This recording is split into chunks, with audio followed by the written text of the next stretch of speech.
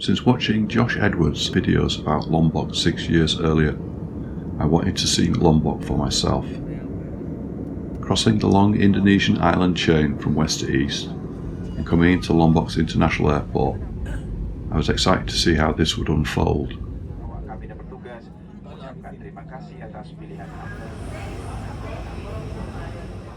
I stayed first at the Sima Hotel in Kuta in South Lombok, a nice enough hotel.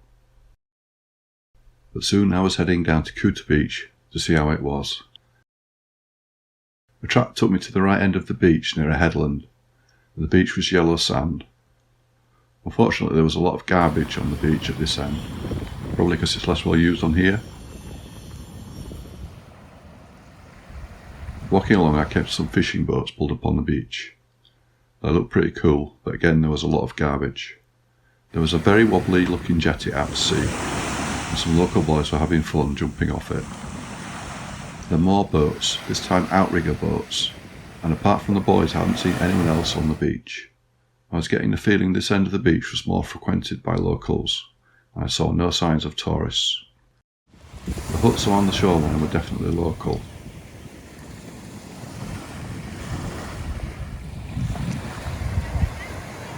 It's not entirely clear where Kuta Beach ends and Mandalika Beach starts. I was guessing it was near the big Kuta Mandalika sign. The beach now was much cleaner and local families were playing on the seashore next to some interesting looking rocks. The beach looked pretty nice here, with panoramic views of the bay and fishing boats bobbing at anchor. It was a hot day and I ducked into a cafe for some refreshing mango juice and headed back to town to explore it some more and get some lunch.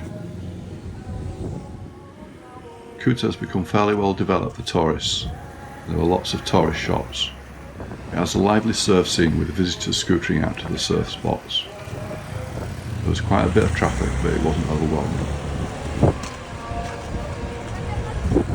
I stayed 3 nights in the town, but with the surrounding hills and back roads to explore, away from the scooter noise, it was possible to chill out in the town.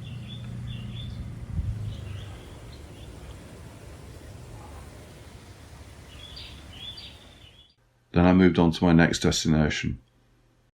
I'd heard the Novotel to the east of Kuta was one of the best hotels in the area. Seeing its price was quite reasonable compared to Western prices, I booked in for 2 nights.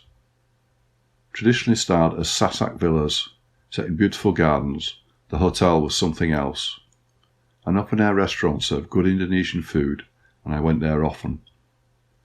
The beach setting was idyllic, and it was clear people were here to relax. Along the line of beach huts nearest the sea, beach sellers would offer you local handicrafts and coconuts, giving some locals income from the resort. Many of the hotel staff were also local, and a fleet of drivers were happy to take you to other parts of the area. To the left and right were small hills breaking up the line of beaches, and in these beautiful surroundings it was impossible not to start unwinding.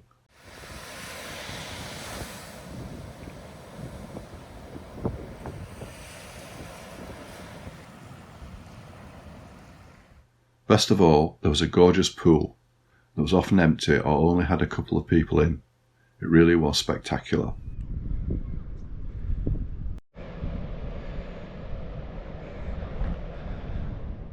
Over the sea, frigate birds banked and wheeled in the air currents.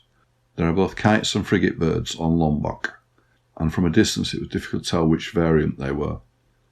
The resort felt very groomed though, and to get an idea of the rest of the vicinity, I walked out of the resort, both to the left and right of the resort beach. To the left you could walk to Seger Beach, past some shacks and over a bamboo bridge. This felt much more local. On the hill there were some ruined buildings. One quite large building just had a roof, maybe used as a shelter in rain, I wasn't sure. The tide was out on Seger Beach, so it wouldn't have been easy to swim there with the rocks. But out to sea I could see the breaks surfers go to that beach for.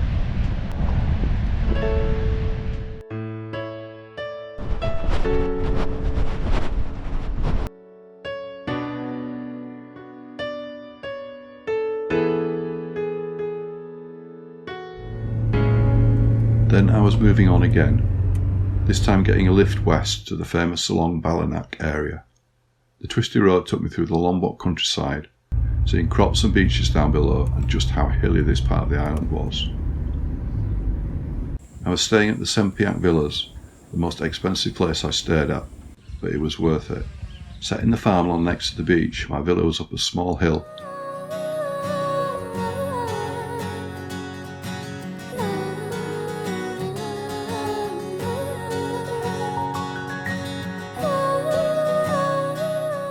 It had stunning views across the beaches below and along the coast to the west.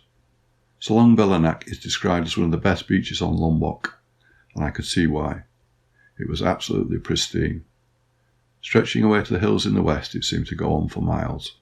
The left-hand side of it had quite a few restaurants and beach cafes, with sun lounges for people wanting the comforts of a beach club. In the sea, many people were trying their hand at surfing in the fairly gentle waves.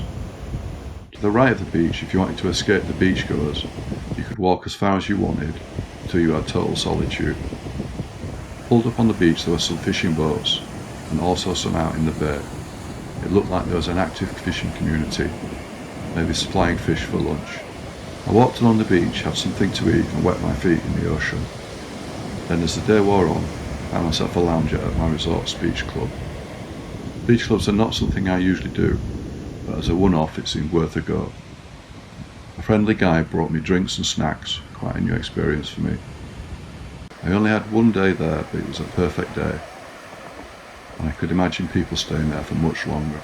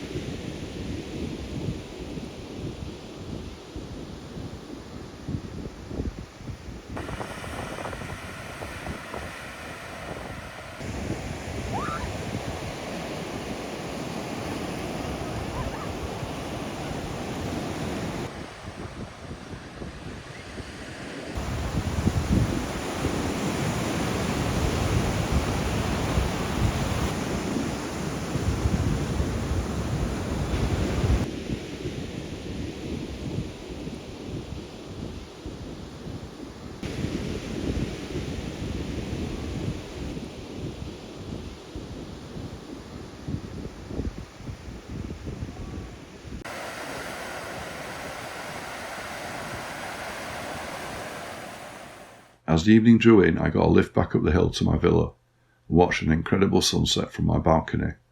This place was going to be very hard to leave.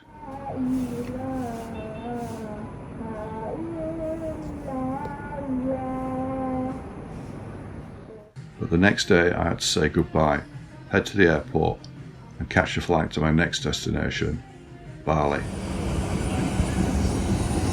Again I got a window seat and watched the shoreline pass beneath me on the short flight, seeing the tip of another volcano and approaching an island I'd heard so much about. But that's the story for next time. Ini hidup wanita si kupu-kupu malam.